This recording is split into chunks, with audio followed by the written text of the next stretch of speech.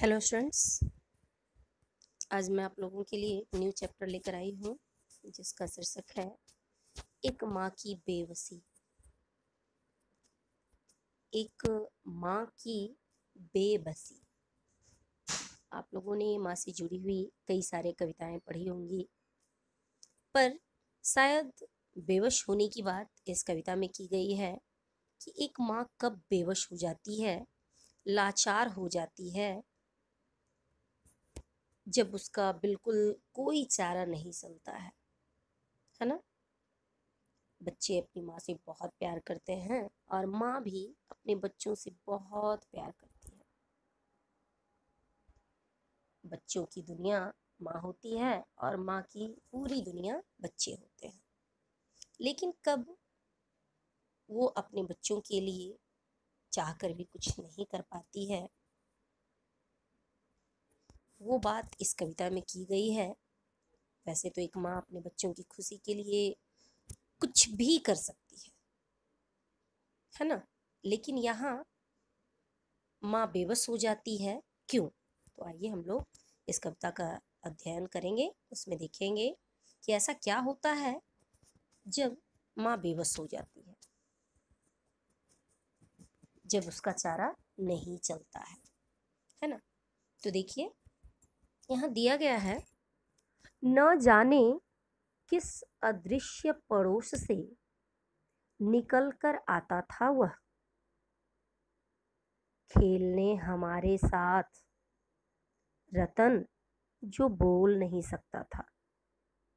कवि कहते हैं कि एक बच्चा जिसका नाम है रतन, वो किसी अदृश्य पड़ोस से, अदृश्य मीन्स वैसे तो होता है जो दिखाई नहीं देता है ना, जिसे हम देख नहीं सकते। लेकिन यहाँ अदृश्य पड़ोस की बात शायद इसलिए की गई है कि कवि को ये शायद ठीक ठीक पता नहीं है कि वो लड़का कहाँ से आता है, किस घर में रहता है ना। तो उन्होंने यहाँ अदृश्य पड़ोस की बात की है, अदृश्य पड़ोस से कविता की शुरुआत की है कि न जाने किस अदृश्य पड़ोस से निकल कर आता था वह, खेलने हमारे साथ रतन जो बोल नहीं सकता था। बच्चे हैं ना, सब मिलकर खेलते हैं, तो उन्हीं में से एक बच्चा ऐसा था जो बोल नहीं सकता था, है ना। बोल नहीं सकता था मैं समझ सकते हैं, वो गूंगा था, बोलने में वो असमर्थ था, है ना। खेलता था हमारे साथ एक टूटे खिलौने की तरह। कितना दर्द भरा यहाँ आप देख रहे हैं, यहाँ जो भाव कवि ने स्पष्ट किया है कितना दर्द भरा हुआ है। वो खेलता था, पर किस तरह? एक टूटे खिलौने की तरह। जैसे कोई खिलौना टूट जाता है तो वो सुचारू रूप से काम नहीं करता है, ठीक ढंग से काम नहीं कर पाता है। ठीक उसी तरह ऐसा लग रहा है कि इस बच्चे का भी कोई पार्ट ऐसा है, कोई भाग ऐसा है जो काम नहीं कर रहा है, यानी वो बोल नहीं रहा है। एक कमी तो उसके भीतर है ना। तो उसके लिए कवि ने यूज किया है टूटे खिलौने की तरह। देखने में हम बच्चों की ही तरह था वह भी एक बच्चा। देखने में सभी बच्चों की तरह ही था, सभी के जैसा ही वो दिखता था, कुछ अलग नहीं था।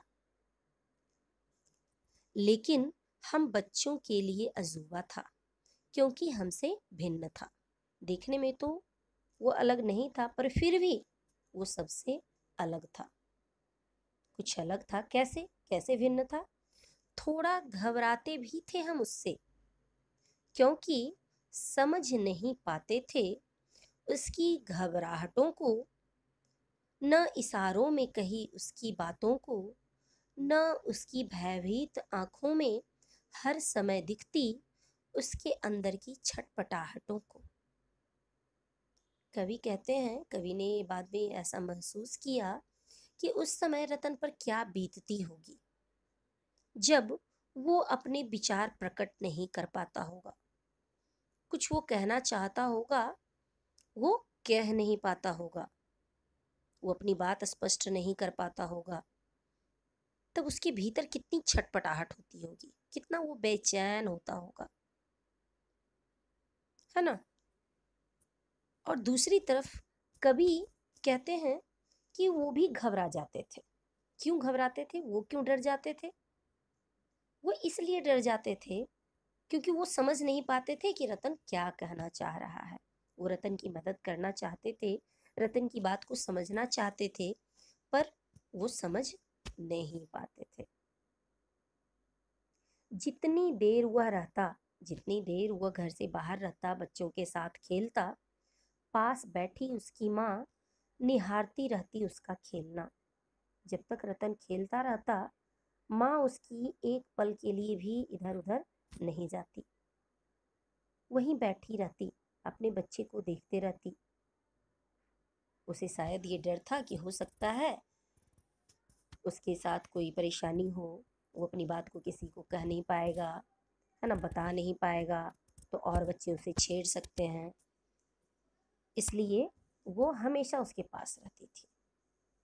अब जैसे जैसे कुछ बेहतर समझने लगा हूँ, उनकी भाषा जो बोल नहीं पाते हैं, याद आती रतन से अधिक उसकी माँ की आंखों में झलकती उसकी बेबसी। कवि कहते हैं कि जैसे जैसे बड़ा होने लगा हूँ, जैसे जैसे हम बड़े होते हैं, वैसे वैसे समझ बढ़ती है ना। तो कवि कहते हैं कि जैसे जैसे वो अब कुछ बेहतर समझने लगे हैं, यानी इशारों में कही हुई बातों को भी वो समझ पाते हैं, तो उन्हें अब याद आती है रतन की, और रतन से भी अधिक उसकी माँ की। उसकी माँ की आंखों में झलकती उसकी बेबसी की, उसकी माँ की आंखों में बेबसी झलकती थी। ऐसा लगता था कि सब कुछ होते हुए भी वो कुछ कर नहीं सकती है, वो कुछ नहीं कर पा रही है। अपने बच्चे की खुशी के लिए बच्चे के भीतर जो कमी है उसको वो दूर नहीं कर सकती थी, किसी भी तरह से चाहकर वो ऐसा नहीं कर सकती थी। इसलिए वो लाचार महसूस कर रही थी, वो बहुत दुखी थी, है ना। इस कविता के माध्यम से एक बेबस माँ के बारे में बताया गया है कि कब वो बेबस हो जाती है। वैसे तो हमेशा वो हर कोशिश करती है आखिरी दम तक कि उसके बच्चे को कोई तकलीफ ना हो, उसके बच्चे के पास किसी प्रकार की कोई कमी ना हो। लेकिन जब ऐसा कुछ होता है जैसा कि रतन के साथ हुआ, तब फिर एक माँ चाहकर भी कुछ कर नहीं पाती है। बस अपने बच्चे के साथ रहने के अलावा, अपने बच्चे को सपोर्ट करने के अलावा वो और कुछ नहीं कर सकती है। ओके, तो अब हम लोग आगे अभ्यास की तरफ बढ़ते हैं। इसमें फर्स्ट पार्ट है कविता से। फर्स्ट क्वेश्चन है, यह बच्चा कवि के पड़ोस में रहता था, फिर भी कविता अदृश्य पड़ोस से शुरू होती है। इसके कई अर्थ हो सकते हैं, जैसे कवि को मालूम नहीं था कि यह बच्चा ठीक ठीक किस घर में रहता था। बिल्कुल कवि को ये बात मालूम नहीं थी कि वो बच्चा कहाँ रहता है, किस घर में रहता है, किस घर से आता है, इसलिए शायद उन्होंने अदृश्य पड़ोस की बात की है। या फिर नेक्स्ट ऑप्शन दिया गया है, पड़ोस में रहने वाले बाकी बच्चे एक दूसरे से बातें करते थे, पर यह बच्चा बोल नहीं पाता था, इसलिए पड़ोसी होने के बावजूद वह दूसरे बच्चों के लिए अनजाना था। ऐसा भी हो सकता है, क्योंकि रतन तो कुछ बोल नहीं सकता था, वो बता नहीं सकता था कि वो कहाँ रहता है, किस घर में रहता है ना। आप लोग, हम लोग बोलते हैं, बोलकर अपनी सारी बात एक दूसरे को बताते हैं, पर रतन के साथ ये मजबूरी थी, वो तो बोल नहीं पाता था, वो बोल नहीं सकता था, इसलिए भी शायद वो अनजान था। तो अब यहाँ कहा जा रहा है कि इन दो में से कौन सा अर्थ तुम्हें ज्यादा सही लगता है, जो आपको सबसे ज्यादा सही लगता है वो आप लिखेंगे, या फिर कोई और कारण भी अगर आपको समझ में आता है तो आप वो भी लिख सकते हैं। तो इसमें से आपको जो भी सही लगता है, क या ख, दोनों ही सही है, पर आपको जो ज्यादा सही लगता है उसे लिखेंगे। क्वेश्चन नंबर 2, अंदर की छटपटाहट उसकी आंखों में किस रूप में प्रकट होती थी? ऑप्शन है चमक के रूप में, डर के रूप में, या फिर जल्दी घर लौटने की इच्छा के रूप में। तो किस रूप में? ख होगा, डर के रूप में, है ना। फिर नेक्स्ट क्वेश्चन है तरह तरह की भावनाएं। तो भावनाएं तरह तरह की होती हैं, जैसे छटपटाहट कहाँ कहाँ महसूस हम करते हैं, कहाँ कहाँ हमें छटपटाहट होती है। तो यहाँ देखिए बताया गया है, जैसे कहीं जाने की जल्दी हो और जाना संभव ना हो, यानी कहीं जाने का आपका पूरा मन है और जल्दी हो, जैसे लग रहा है कि जल्दी से हम पहुंच जाए, पर वहां जाना संभव ना हो। जैसे स्कूल की छुट्टी में अभी काफी देर हो, पर घर पर ऐसा कोई मेहमान आने वाला हो जिसे तुम बहुत पसंद करते हो। जिस दिन आपके घर में कोई मेहमान आने वाले होते हैं जिन्हें आप बहुत पसंद करते हैं, जिनके साथ आपको बहुत मज़ा आता है, उस दिन स्कूल में समय बिताना बड़ा मुश्किल हो जाता है। लगता है जितनी जल्दी छुट्टी हो जाए, है ना। उस समय भी अधीरता की भावना जो है उत्पन्न होती है। फिर नेक्स्ट है किसी चीज़ को पाने की इच्छा हो। कोई चीज़ आप पाना चाहते हैं, लेना चाहते हैं, पर वो चीज़ आपको तुरंत मिल नहीं सकती है। जैसे भूख लगी हो, बहुत जोरों की भूख लगी है और खाना नहीं बना हुआ है, वैसे स्थिति में भी छटपटाहट महसूस होती है। फिर है संदेश।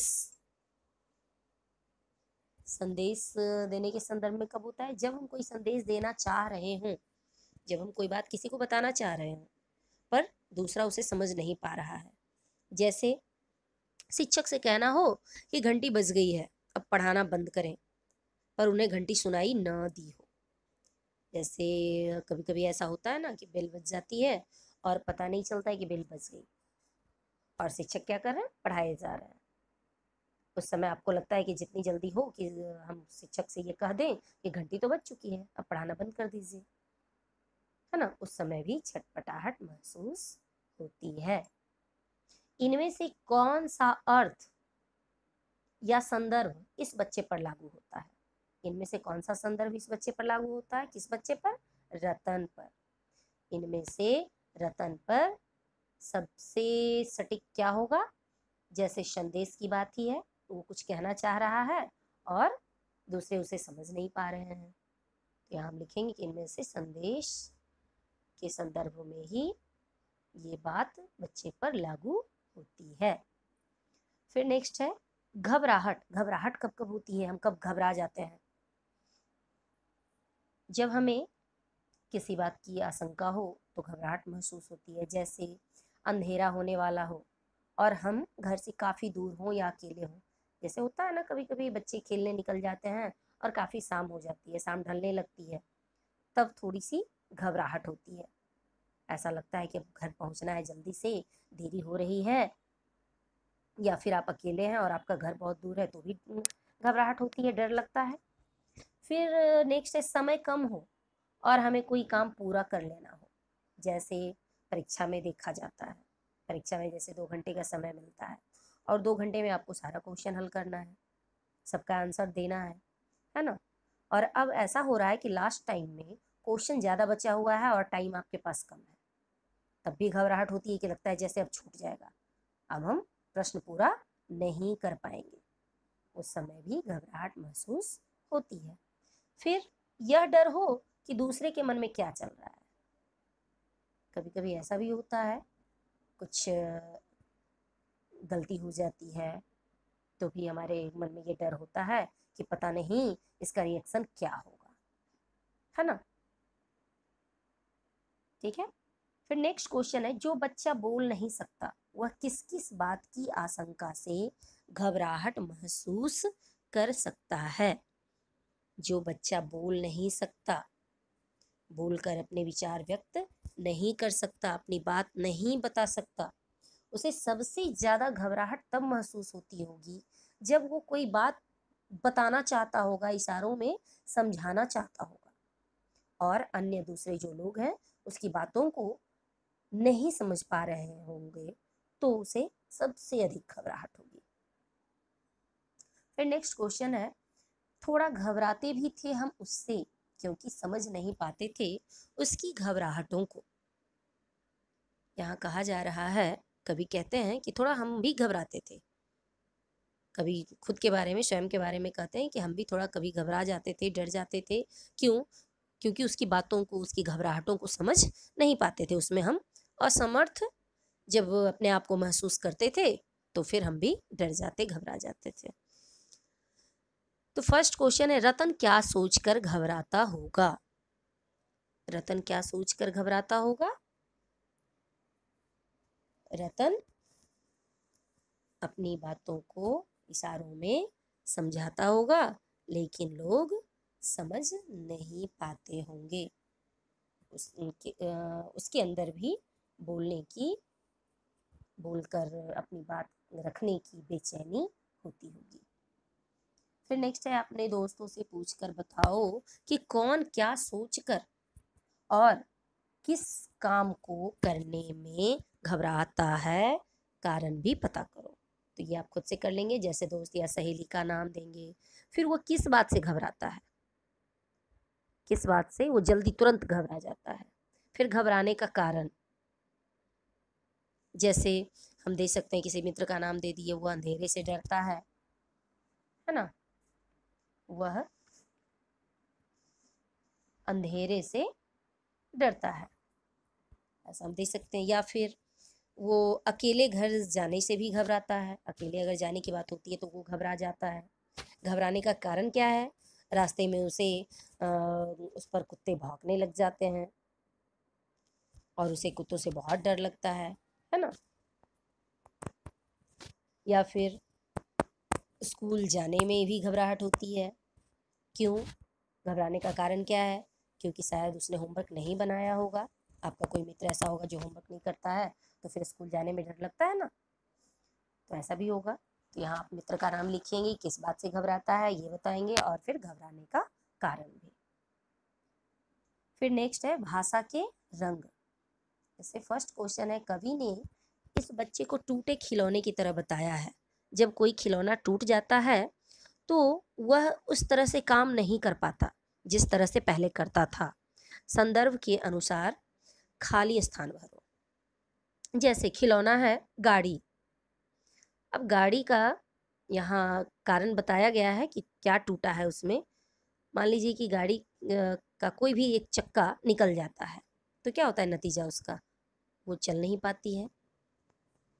फिर गुड़िया है, गुड़िया में सीटी होती है ना, अगर वो सीटी निकल जाती है तो क्या होगा? वो बज नहीं पाएगी। फिर गेंद है, गेंद फट जाती है, गेंद के फट जाने पर क्या होगा? उसे खेलने में मज़ा नहीं आएगा और वो फट फट आवाज़ करेगा, उसे निशाना सही ढंग से नहीं लग पाएगा। फिर जोकर, जोकर में चाबी होता है, चाबी अगर निकल जाती है तो क्या होगा? जोकर वो क्लैपिंग नहीं करेगा, ताली नहीं बजाएगा, हंसेगा नहीं। जिस तरह की सेटिंग उसकी होती है वो उसमें जो भी फंक्शन होगा वो अच्छे से काम नहीं करेगा। फिर नेक्स्ट क्वेश्चन है, जैसे बेबस, बेबस शब्द में बे उपसर्ग है और शब्द में जोड़ने से बना है। बे का अर्थ होता है बिना। नीचे दिए शब्दों में यही बे छिपा हुआ है। इस सूची में तुम और कितने शब्द जोड़ सकती हो? वैसे तो बहुत सारे शब्द इसमें हम लोग जोड़ सकते हैं, लेकिन 2-4 शब्द कम से कम यहाँ जोड़ेंगे, जैसे बेजान, बेचैन। अब इसके आगे हम लोग और भी शब्द जोड़ेंगे, जैसे बेदर्द, बेकाबू, बेशर्म, है ना। फिर उसी तरह बेसहारा, बेहिसाब, बेपनाह, है ना, बेअसर। इस तरह से हम शब्दों की सूची और लंबा कर सकते हैं और भी शब्द जोड़ सकते हैं, लेकिन कम से कम 2-2 शब्द यहाँ हम लोग लिखेंगे। फिर नेक्स्ट पार्ट है देखने के तरीके। इसमें फर्स्ट क्वेश्चन है, इस कविता में देखने से संबंधित कई शब्द आए हैं, ऐसे 6 शब्द छांट कर लिखो, जैसे निहारना, झलकना, देखना, अदृश्य, इशारा, आंखें, है ना, ये सब देखने से संबंधित शब्द है। इन सारे शब्दों को हम यहाँ लिख सकते हैं। फिर नेक्स्ट क्वेश्चन है, माँ की आंखों में झलकती उसकी बेबसी। आंखें बहुत कुछ कहती हैं। कई बार ऐसा होता है कि हम मुंह से कुछ भी नहीं बोल रहे हैं, पर फिर भी हमारी आंखें हमारे चेहरे का भाव बता देता है कि हमारे मन में क्या चल रहा है। तो नीचे कुछ आंखों का वर्णन है, इनमें से कौन सी नजरें तुम पहचानते हो?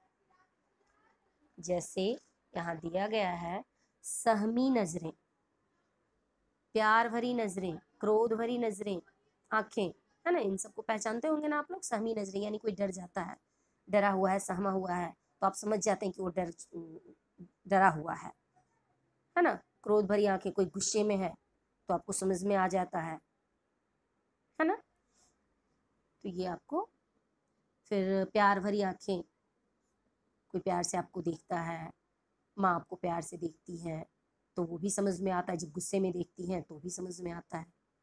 उनिंदी आंखें, यानी आपको बहुत नींद आ रही है तो आंखें लाल हो जाती हैं, तो आप वैसी स्थिति में समझ सकते हैं कि नींद आ रही है। एक दूसरे को देखकर हम लोग पहचान जाते हैं, है ना। फिर नेक्स्ट है डरावनी आंखें, यानी किसी से आपको डर लगता है, किसी की आंखों को देखकर आप भयभीत हो जाते हैं, है ना। वो अपनी आंखें जब निकाल देता है, बड़ी बड़ी आंखें दिखाता है, तो हम डर जाते हैं। ऐसा लगता है कि वो हमें डरा रहा है, डराने की कोशिश कर रहा है। फिर नेक्स्ट क्वेश्चन है, नीचे आंखों से जुड़े कुछ मुहावरे दिए गए हैं, तुम इनका प्रयोग किन संदर्भों में करोगे? कुछ मुहावरे दिए गए हैं, उनका वाक्य में प्रयोग करना है। जैसे आंख दिखाना, आंख दिखाना मतलब क्या? गुस्सा करना, क्रोध से देखना, है ना। जैसे वाक्य में हम इसका प्रयोग करेंगे, गलती भी करते हो और आंख भी दिखाते हो, है ना। फिर नेक्स्ट है नजर चुराना, नजर चुराना यानी छिप जाना, छुप छुपा कर कुछ करना, है ना। तो वाक्य में इसका हम प्रयोग करेंगे, गलती करने पर भी, गलती करने के बाद भी वो अपनी नजरें चुरा रहा है। किसी से गलती हो जाती है तो ऐसा होता है ना कि वो अपनी नजरें चुराने लगता है, अपने आप को बचाने लगता है। या लिखेंगे गलती करने पर वो अपनी नजरें चुरा रहा है, या अपनी माँ से नजर चुरा कर वो कोई चीज घर से ले आया। फिर नेक्स्ट है आँख का तारा। आँख का तारा मीन्स बहुत प्यारा, वो अपनी माँ की आँख का तारा है। फिर नजरें फेर लेना, यानी पहले जैसा व्यवहार न रखना, जैसे नौकरी लगते ही राम ने श्याम से नजरें फेर ली। फिर नेक्स्ट है आँख पर पर्दा पड़ना, यानी अज्ञान का अंधकार होना, जैसे बेटे की गलती देखकर भी उसके पापा आँख पर पर्दा डाले बैठे हैं, है ना। ओके। फिर नेक्स्ट पार्ट है माँ। इसमें क्या दिया गया है देख लीजिए आप लोग।